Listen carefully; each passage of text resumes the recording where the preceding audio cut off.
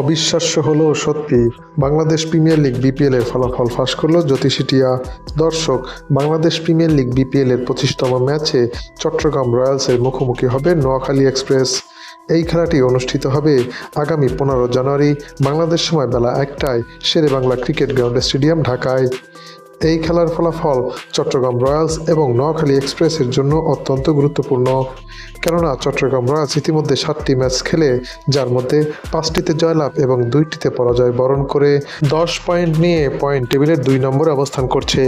অপরদিকে নোয়াখালী এক্সপ্রেস 8টি ম্যাচের মধ্যে 2টিতে জয়লাভ এবং 6টিতে পরাজয় বরণ করে 4 পয়েন্ট নিয়ে পয়েন্ট টেবিলের 6 নম্বরে অবস্থান করছে।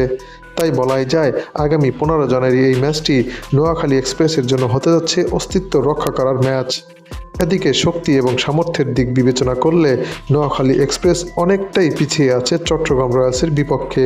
যদিও এই দুই দলের সর্বশেষ দেখায় চট্টগ্রাম রয়্যালসই জিততে পেরেছে, তাই তো এই ম্যাচের ফলাফল নিয়ে ক্রিকেট ভক্তদের মাঝে, বিশেষ করে নোয়াখালী ভক্তদের মাঝে দেখা দিয়েছে তুমুল উত্তেজনা। এদিকে এই খেলার ফলাফল নিয়ে ক্রিকেট বিশ্লেষকদের মতে নোয়াখালী এক্সপ্রেস এগিয়ে থাকলেও সবাইকে চমকে দিয়ে এই ম্যাচের ফলাফল সম্পর্কে একদিন আগেই ফাঁস করল জ্যোতিষী টিয়া। টিয়াটির সামনে দুই দলের পতাকা সম্বলিত খাম রাখা হলে টিয়াটি চট্টগ্রাম রয়্যালসের পতাকা সম্বলিত খামটি তুলে নেয়। তাই তো বলাই যায় টিয়ার ভবিষ্যৎবাণী যদি সত্যি হয় তাহলে নোয়াখালী এক্সপ্রেসের বিপক্ষে চট্টগ্রাম রয়্যালসই জিততে চলেছে। তো দর্শক, বাংলাদেশ প্রিমিয়ার লিগ বিপিএল এর 25তম ম্যাচে কোন দল জিতবে তা আপনিও জানিয়ে দিন আমাদের এই চ্যানেলের কমেন্ট সেকশনে।